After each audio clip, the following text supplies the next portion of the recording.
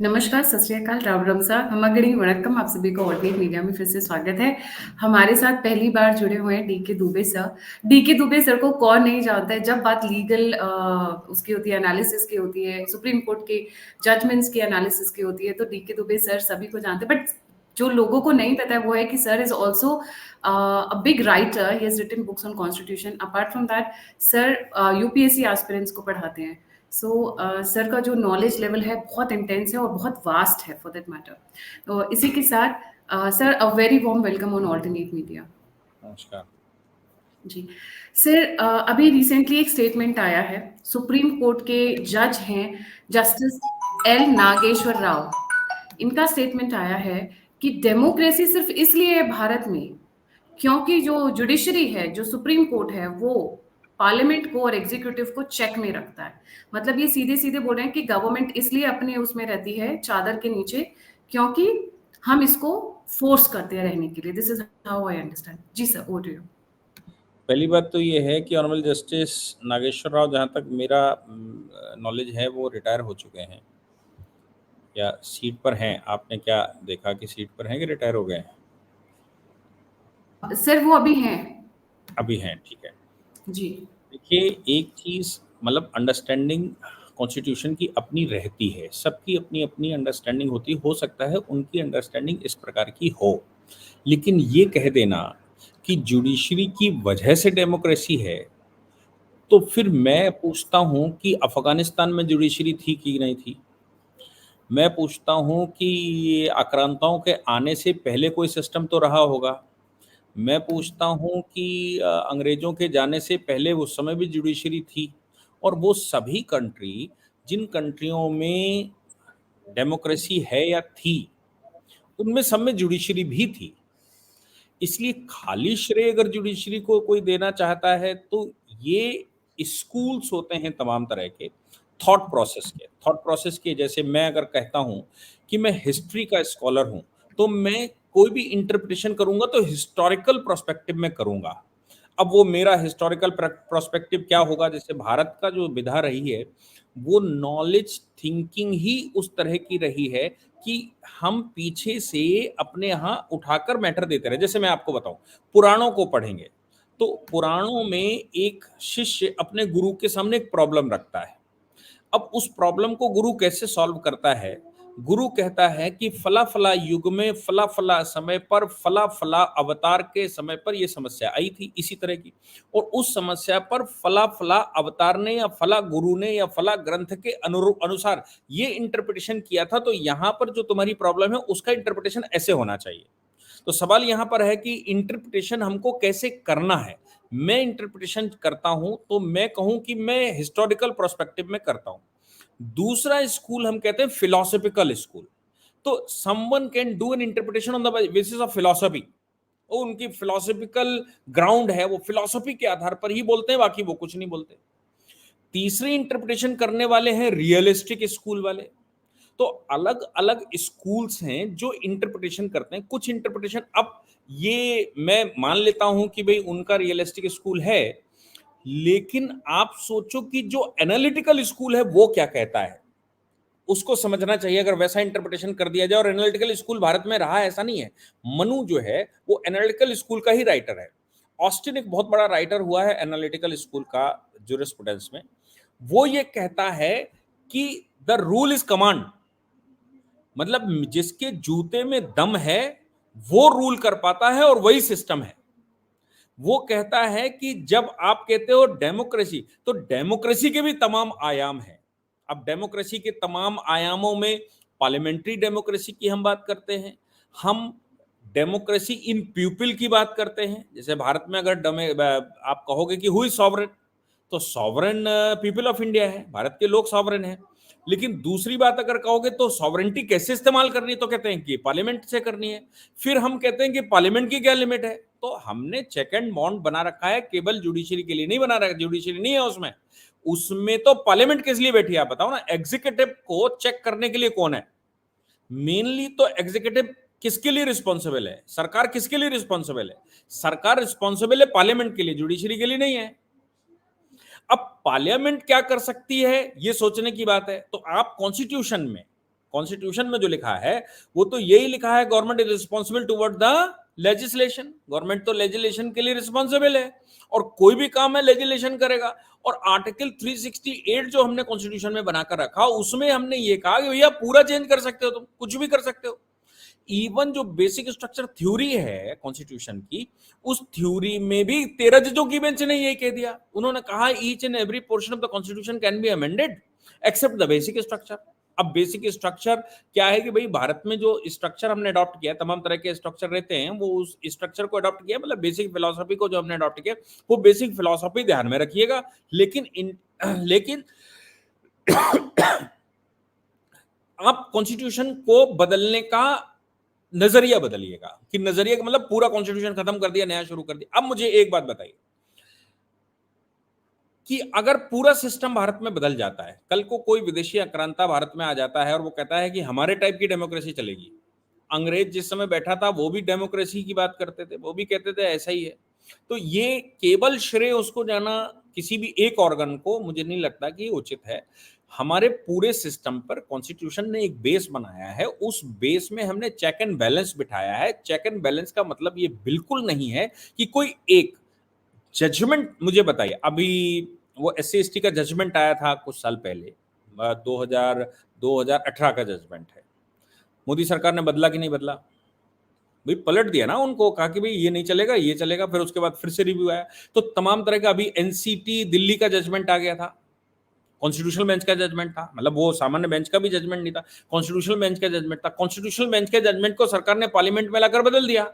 कभी आप नहीं सोच पा रहे, हम ऐसे सोचते हैं, हमारा उद्देश्य ये है, हमारा बेस ये है।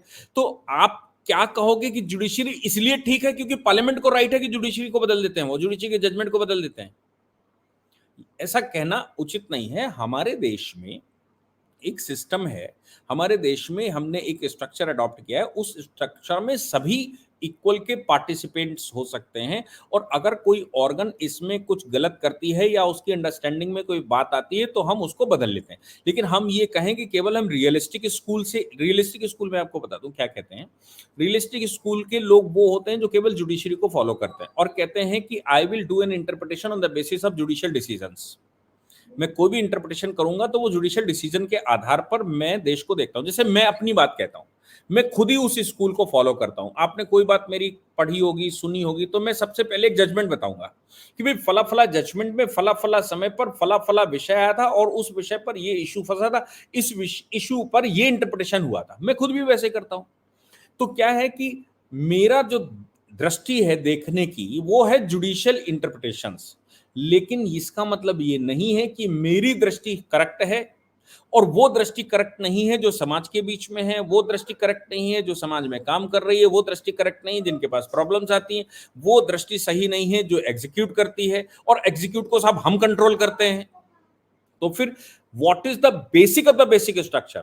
अभी ऑनरेबल वाइस प्रेसिडेंट साहब ने कहा कि what is the basic of the basic structure, और उस कार्यक्रम में ऑनरेबल चीफ जस्टिस मौजूद थे। तो धनखड़ साहब ने कहा basic of the basic structure is we the people of India. जो भारत का सबसे बेसिक स्ट्रक्चर है वो है भारत के लोग। कोई भी ऑर्गन में भी इतनी ताकत नहीं है और कोई ऑर्गन सुप्रीम नहीं कह सकती अपने आप का। We have provided the autonomy. अभी 370 की सुनवाई चल रही थी, तब भी ऑनरेबल चीफ जस्टिस ने खुद कहा, अब उस समय 5 जजों की बेंच बैठी थी, जब जम्मू कश्मीर के तरफ से जो लोग प्रस्तुत हुए उन्होंने कहा कि साहब वी हैड एन ऑटोनॉमी, और हमारी तो सॉवरेंटी है, हमारे तो सॉवरन थे, हम सॉवरेंटी शेयर करते हैं। तो फिर सॉलिसिटर जनरल ने उस समय कहा कि साहब सॉवरन तो भारत में एक ही हो सकता है, सॉवरन कैसे अलग अलग हो सकते हैं, संप्रभु कैसे अलग अलग हो सकते हैं। हाँ ये जरूर है, can be provided the autonomy. अब ऑटोनॉमी तो चीफ जस्टिस ने कहा ऑटोनॉमी तो हमको भी है, तो इसका मतलब हम सॉवरन है ये थोड़ी ना है। चीफ जस्टिस के शब्द हैं, उन्होंने कहा कि भैया इसमें हमको भी ऑटोनॉमी है, और ऑटोनॉमी का मतलब कहीं भी वो ये नहीं है कि सब सॉवरेन है। इसलिए ऑर्गन्स को ऑटोनॉमी दी गई है, वो ऑटोनॉमी के साथ कुछ पावर दी गई है, पावर का यूज करने का एक तरीका बताया गया है, और पावर कहां तक ये भी डिफाइन किया गया है। जैसे अगर आप चेक बैलेंस करते हैं लेजिस्लेशन को, तो ये क्यों कॉन्स्टिट्यूशन में प्रावधान दिया हुआ है कि पार्लियामेंट के अंदर कुछ भी होगा वो इम्यून होंगे, पार्लियामेंट्री प्रिविलेज है। और वो इम्यून है, वो उसका डिस्कशन जो वहां पर हुआ है वो कोर्ट में चैलेंज भी नहीं हो सकता। अगर चेक बैलेंस ऐसा है तो वो चैलेंज क्यों नहीं हो सकता साहब? आप देखिए दिन भर और बताइए कि नहीं ये गलत हो गया, मैं हम सही कर देते हैं, आपको ऐसा नहीं बोलना चाहिए। लेकिन पार्लियामेंट्री प्रिविलेज में जो कुछ भी पार्लियामेंट के अंदर हुआ उसको चैलेंज भी नहीं किया जा सकता कोर्ट ऑफ लॉ में। जब वो कोई डिसीजन ले लेंगे, वो डिसीजन फिर क्या होगा, क्वासी जुडिशियल डिसीजन हो जाएगा। क्वासी जुडिशियल डिसीजन फिर जुडिशरी में आएगा। लेकिन आप वहां पर जो डिस्कशन हो रहा है उसको कहेंगे कि हम आपको चेक करेंगे, आपको ये बोलना ये नहीं बोलना, आप ये कर सकते ये नहीं कर सकते, आप इतना कर सकते उतना कर सकते।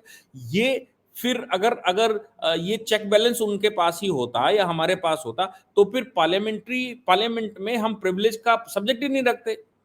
इसलिए मुझे लगता है कि उन्होंने अपने हिसाब से कहा कुछ और होगा, मैं जहां तक समझता हूं, लेकिन उसकी इंटरप्रिटेशन हमारे यहाँ तो विद्वोत्तमा की तरह करने वाले लोग हैं कि कालिदास का इंटरप्रिटेशन क्या से क्या कर जाए। तो हो सकता है कि ऐसे इंटरप्रिटेशन लोगों ने कर दिया हो कि उन्होंने संदर्भ ना ध्यान दिया हो कि भाई क्या कौन सा संदर्भ था, क्या बात कर रहे थे, कैसे कर रहे थे, वो एक लाइन पकड़कर बोल दिया हो। तो मुझे लगता है कि ये विषय रहा होगा। वैसे ऑनरेबल कोर्ट के जो जजेस हैं वो उनकी बहुत ब्रॉड शक्ति होती है, बहुत ब्रॉड माइंड होता है और बहुत दूर की सोचकर करते हैं। जैसे मैंने कहा कि ऑनरेबल चीफ जस्टिस ने खुद कहा कि नहीं भाई हम भी ऑटोनॉमी है लेकिन हमारे पास सॉवरेंटी नहीं, हम सॉवरेन नहीं, ये इंटरप्रिटेशन गलत है, ऐसा उन्होंने खुद कहा था। जी जी सर, मैं छोटा सा करेक्शन करना चाहूंगी। He is a former supreme court जज, ही इज नॉट करंटली अ जज।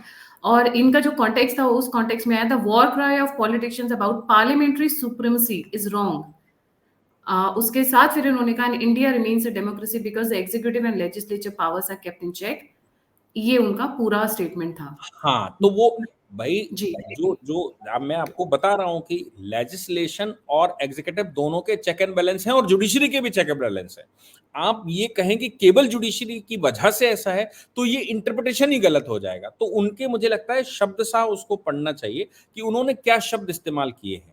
हमने एग्जीक्यूटिव को चेक करने के लिए पार्लियामेंट रखी हुई है, हमने पार्लियामेंट को चेक करने के लिए वहां की कमेटियां रखी हुई हैं, हमने वहां की डिसीजन को चेक करने के लिए जुडिशरी रखी हुई है, जुडिशरी के डिसीजंस को एग्जीक्यूट करने के लिए एग्जीक्यूटिव रखा हुआ है, जुडिशरी को चेक करने के लिए या उसके डिसीजंस को रिव्यू करने के लिए हमने फिर से पार्लियामेंट रखी हुई है। तो हमारे यहाँ क्या है, एब्सोल्यूट पावर किसी को नहीं है।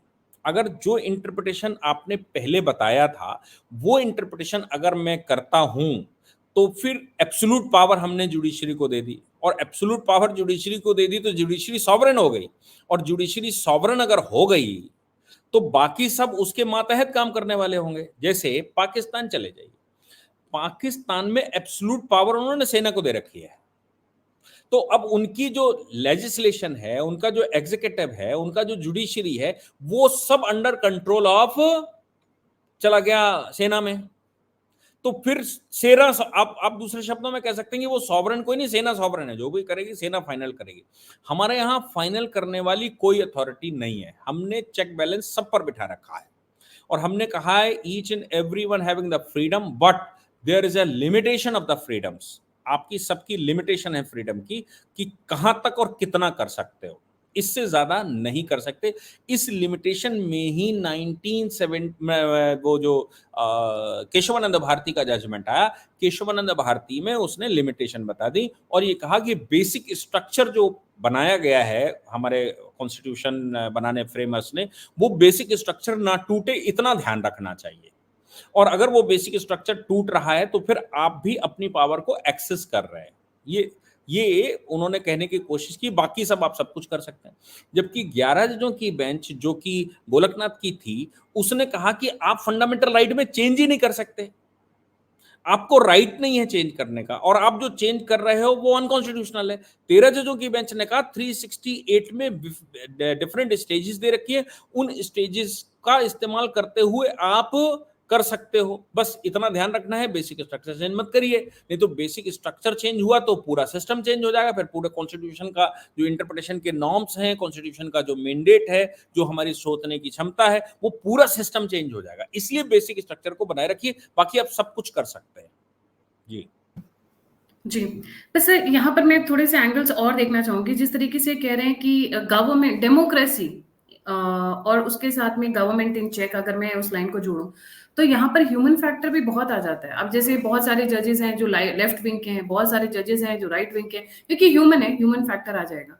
इस तरीके की बातें करना, डजंट इट रिफ्लेक्ट कि उनका बायस्ड नेचर भी आ सकता है बीच में।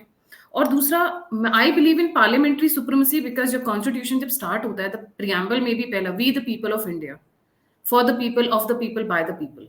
तो कहीं ना कहीं पार्लियामेंट्री सुप्रीमेसी ऊपर है, और जुडिशरी का रोल कॉन्स्टिट्यूशन तक ही लिमिटेड है। बट पार्लियामेंट का रोल भारत के लिए लिमिटेड है, वो कभी भी चेंज कर सकता है, जुडिशियल स्ट्रक्चर को भी चेंज कर सकता है, कॉन्स्टिट्यूशन को भी चेंज कर सकता है। तो यहाँ पर जुडिशरी मैं हमेशा सेकंड पायदान पर देखती हूँ, पार्लियामेंट को पहले पायदान पर देखती हूँ। जी सर। नहीं, ऐसा कहना भी मुझे लगता नहीं है कि बिल्कुल ठीक है। पार्लियामेंट्री सुप्रीमेसी है, जुडिशियल भी सुप्रीमेसी है। ऐसा नहीं है कि जुडिशरी को हम हल्के में लेते हैं, लेकिन पार्लियामेंट सॉवरेन पावर का इस्तेमाल करती है। मतलब सॉवरेन पावर कैसे इस्तेमाल होगी? We the people of India sovereign है, तो सॉवरेन को इस्तेमाल कैसे करना है? तो उसके लिए हमने पार्लियामेंट को कहा है कि वी द पीपल जो चुनकर जिनको भेजेंगे वो पार्लियामेंट जाएंगे, और जो लोग पार्लियामेंट में गए वो लोग वहां पर विधि बनाएंगे, वो लोग तय करेंगे दिशा क्या होगी। ये चीज, जैसे मैंने कहा कि in India constitution is supreme. हमने भारत में कहा है कि कॉन्स्टिट्यूशन सुप्रीम है, और sovereignty is in constitution. We the people of India is sovereign is in constitution, और इस्तेमाल कैसे करना है, एग्जीक्यूट कैसे करना है, तो वो पार्लियामेंट है। लेकिन उस पार्लियामेंट के अलावा कॉन्स्टिट्यूशन का इंटरप्रिटेशन, चूंकि भाई भारत की सॉवरेंटी थ्रू कॉन्स्टिट्यूशन है, तो उस कॉन्स्टिट्यूशन का इंटरप्रिटेशन जुडिशरी के पास है। दैट इज वाई सबके पास इक्वल टाइप की पावर्स है। और हमने केशवानंद भारती के बाद ये कह दिया कि पार्लियामेंट भी जो करेगी, अगर वो कॉन्स्टिट्यूशनल मैंडेट के विरुद्ध है, अब सपोज उसको उसको अदरवाइज में नहीं लेना चाहिए, उसको ऐसे लेना चाहिए कोई ऐसी सरकार बन जाए जो ये कहे कि नहीं साहब हम कुछ भी करना चाहते हैं। मैं आपको एक प्रकरण बताता हूं। इनरी बेरूबरी उस जजमेंट को कहते हैं। इनरी बेरूबरी जजमेंट का मतलब हो गया कि भारत के बॉर्डर पर पाकिस्तान बनने के बाद एक बेरूबरी स्टेट हुआ करती थी। वो बेरूबरी स्टेट, जब भारत पाकिस्तान बॉर्डर इश्यूज पर वार्ता होनी शुरू हुई, तो नेहरू जी ने वो बेरूबरी स्टेट दे दी पाकिस्तान को। अब पाकिस्तान को वो दे दी, और वो छप गई अखबारों में, सब जगह पता लग गई। तो फिर वो सुप्रीम कोर्ट में चैलेंज हो गया, देश में हड़कंप हो गया कि भाई आपने पाकिस्तान बंटवारा हो चुका, तो आप टेरिटरी कैसे दे सकते हो, आप कौन हो? और नेहरू जी का मानना था कि वो प्राइम मिनिस्टर हैं, वो सब कुछ हैं। तो वो उन्होंने दानवे कर दी। तो भाई ये तो we the people of India Nehru थोड़ी ना है, we the people of India तो हम सब कुछ है, सब लोग हैं। तो आपने किस अथॉरिटी से दे दी? You are the prime minister का मतलब हो गया हमने चुनकर भेजा, आप प्रधानमंत्री बन गए।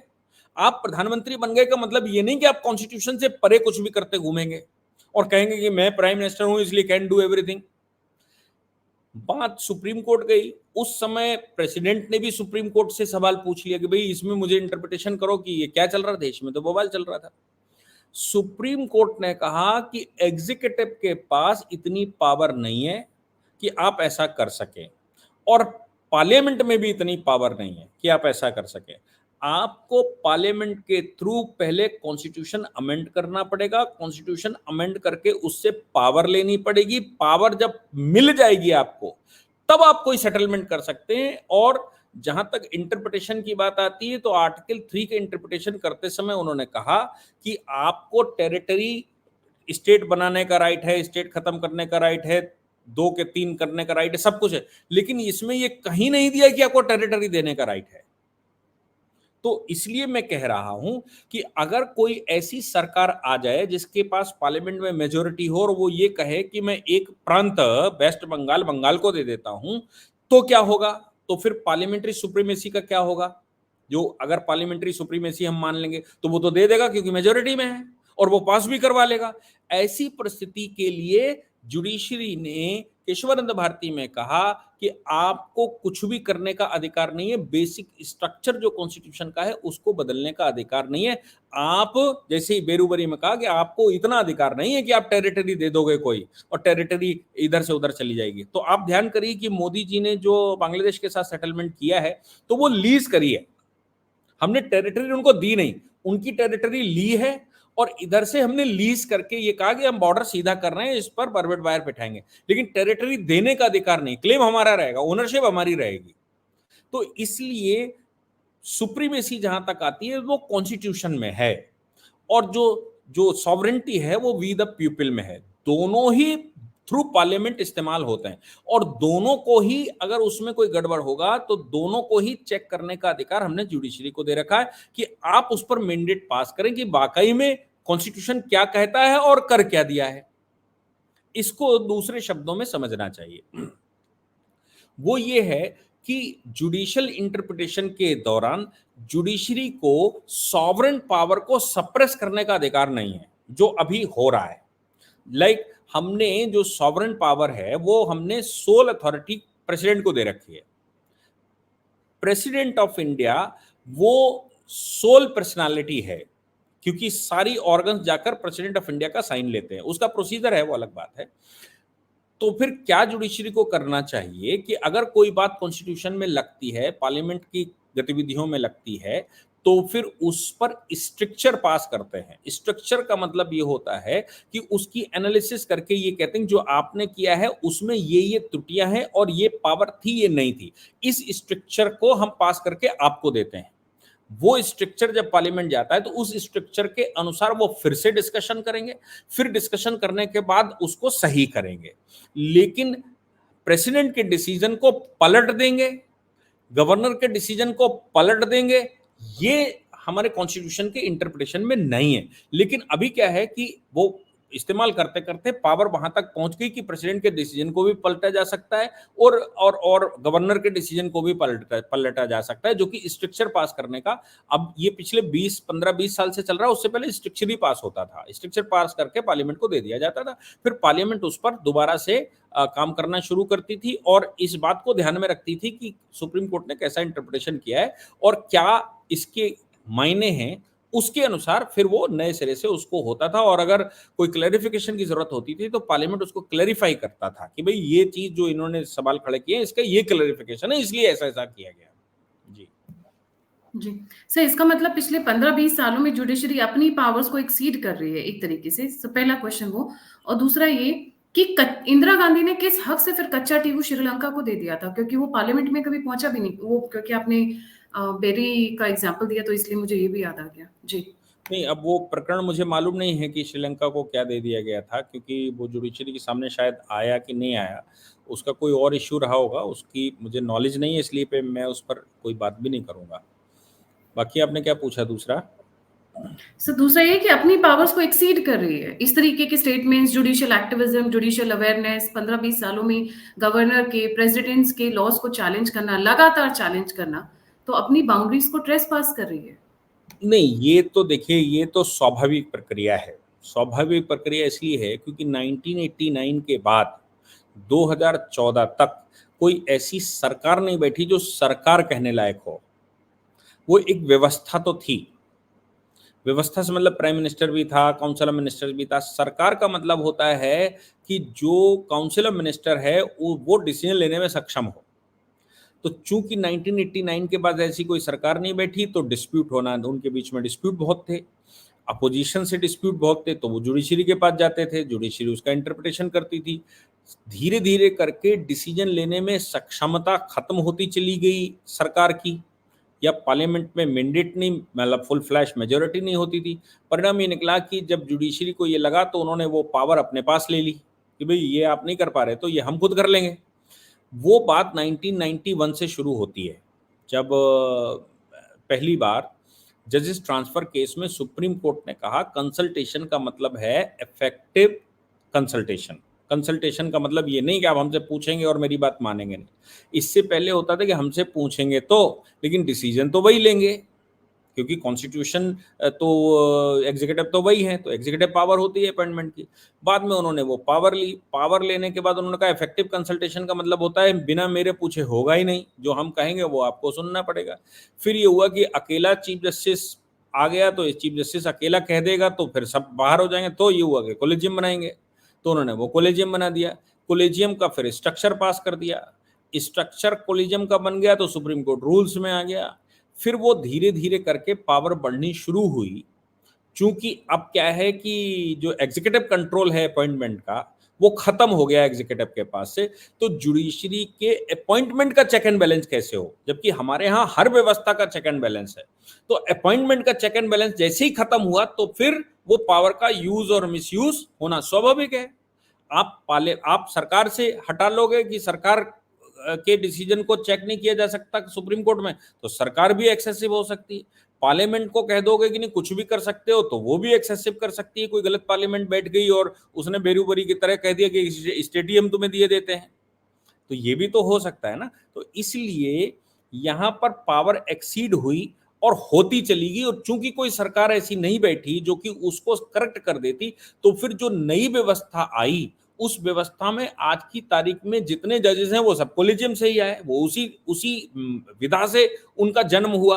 अब चूंकि एक ही विधा से जब का जन्म हुआ, तो भाई जननी को तो वो सब सलाम करेंगे, इसलिए जननी को सलाम करेंगे। वो जैसे जैसे वो आए, सुप्रीम कोर्ट के इस रवैये को सही करने के लिए 2014 में केंद्र सरकार जब मोदी जी की बैठी, तो उसने सबसे पहला यही प्रयास किया। लेकिन तब तक इतना स्ट्रांग मामला हो चुका था, और इतना इतना देश में मैं कहूं कि पोल्यूशन फैल चुका था कि अब कहाँ कहाँ इलाज किया जाए। जब कोई व्यक्ति पूरी बॉडी सड़ रही हो, तो कहाँ कहाँ इलाज करे, समस्या है। तो अब मालूम पड़ा कि इलाज करने चले जुडिशरी का, तो समस्याएं और भी थी, क्योंकि जुडिशियल इंटरप्रिटेशन भी इफेक्ट करता है। तो उन्होंने उसको अनकॉन्स्टिट्यूशनल 2015 में कह दिया। अनकॉन्स्टिट्यूशनल कह दिया तो फिर इधर समस्या होनी स्वाभाविक थी। फिर इनको लगा होगा कि नहीं, देश की इकोनॉमी हम सही कर लें, देश के और इश्यूज हम सही कर लें, देश को उठाकर खड़ा कर लें, जुडिशरी से उलझने की बजाय हम इधर कर लें। और उसको बार बार करना ठीक नहीं है, रिस्पेक्ट उनकी भी करनी चाहिए हमको, क्योंकि इंस्टीट्यूशन अपना है। एक चीज सदैव ध्यान रखने की है, वो ये है कि इंस्टीट्यूशन सारे हमारे हैं, तो सभी इंस्टीट्यूशंस को मेंटेन करना हमारी जिम्मेवारी है, खासतौर से सरकार की जिम्मेवारी है। तो ऐसा ना हो कि सरकार के किसी एक्ट की वजह से इंस्टीट्यूशन डिग्रेड हो जाए।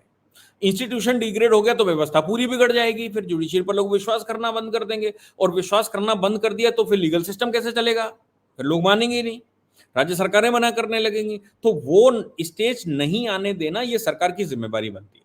इसलिए मोदी जी की सरकार ने उस समय, मुझे लगता है, ये तय किया होगा कि अभी जुडिशरी को टच करने की आवश्यकता नहीं है, बहुत सारे और इश्यूज हैं जिस पर काम करने की आवश्यकता है, तो वो उस पर काम कर रहे हैं, विदेश नीति पर काम कर रहे हैं। पाकिस्तान कॉन्सेंट्रेटेड है, देश में इकोनॉमिक स्ट्रक्चर की बात आती है, देश की प्रोग्रेस की बात आती है, देश में लॉज को सही करने की बात आती है, देश के अंदर एक धार्मिक व्यवस्था को मेंटेन करने की बात आती है, देश के इंफ्रास्ट्रक्चर की बात आती है, देश में लोगों की आमदनी बढ़े, अपॉर्चुनिटीज बढ़े, उसकी, तो वो पूरा कॉन्सेंट्रेट उधर कर गए और देश को उठाकर एक स्टेज पर लाकर खड़ा कर दिया। अब मुझे लगता है कि दोनों के बीच में एक वार्ता होनी चाहिए, उस वार्ता के बाद कोई सोल्यूशन निकलना चाहिए। भाई पावर एक अकेली किसी के पास नहीं हो सकती, मैं ही डिसीजन करूं और मैं ही अपॉइंटमेंट करूं, ये तो फिर स्वाभाविक है कि वो अपनी पावर का यूज मिसयूज आ ही जाता है। जी जी। सर, अभी से मेरे ख्याल से तकरीबन 1 डेढ़ घंटे बाद भी कोलिजियम सिस्टम पर दोबारा सुनवाई होने वाली है आज, क्योंकि वो लाइनअप में था लिसनिंग के लिए सुप्रीम कोर्ट में। तो ये जो क्या बोलते हैं, चेक एंड बैलेंस है, ये कभी इस पल्ला भारी होता है, कभी इस पल्ला भारी होता है, क्योंकि वो टाइम भी था जब इंदिरा गांधी भेड़ बकरियों की तरह जजेस का ट्रांसफर करवा देती थी, वो भी एक टाइम था। और उसके बाद जुडिशरी ने असर्ट किया, वो भी एक टाइम था। अब वापस उनको पुश बैक करना, I think it will take time, it will not happen so sudden, और स्पेशली जब वो भाई भतीजावाद बना के बैठ गए कोलिजियम सिस्टम के through. So it is a नहीं, व्हाट बी। आपने एक बात अभी कही कि कोलिजियम सिस्टम कोर्ट में आज सुनवाई है। कोलि आपको मैं क्लियर कर दूं कि कोलिजियम सिस्टम पर कोई हियरिंग नहीं है। हियरिंग किस पर चल रही है कि कोलिजियम की रिकमेंडेशन पर रिस्पॉन्ड सरकार नहीं कर रही, इस बात की हियरिंग जी है। कोलिजियम जी सिस्टम चैलेंज नहीं है, कोलिजियम सिस्टम बरकरार है। जी। ठीक है ना? हाँ सर, तो उसी पे वो डिले बाय सेंटर, उसी पे यस, सुनवाई चल रही है। तो ये दोनों बातों में बड़ा फर्क है। कोलिजियम को चैलेंज करना, कि कोलिजियम सिस्टम को चैलेंज करना, और कोलिजियम के द्वारा रिकमेंडेशन पर सरकार डिले करना या रिस्पॉन्ड ना करना, उस पर, ये दोनों में फर्क है। इसलिए मुझे लगा कि क्लियर कर लीजिए, नहीं तो वो जी जी गलत सर। चला जाएगा। जी जी, thank you so much sir for joining. ये बहुत इंटरेस्टिंग है जिस तरीके से ये चीज़ें चल रही हैं, और it it is my pleasure to have you first time, but हाँ, आगे मैं कंटिन्यू रखूँगी एज़ द थिंग्स गो, क्योंकि अभी बहुत सारे आएँगे जुडिशरी के टॉपिक्स, बहुत सारे लीगल इंटरप्रिटेशंस आने वाले हैं, जैसे-जैसे 2024 निकट आएगा। Thank you so much for joining. जाने से पहले सभी से रिक्वेस्ट है, सर का चैनल है DK legal interpretations, DK Dubey sir के नाम से। Please don't forget to like, subscribe and share that channel also and the alternate media. अगर आप हमसे जुड़ना चाहते हैं, कंट्रीब्यूट करना चाहते हैं, फीडबैक देना चाहते हैं, तो सभी लिंक्स डिस्क्रिप्शन बॉक्स में। इसी के साथ जय हिंद, जय श्री राम, हर हर महादेव। नमस्कार।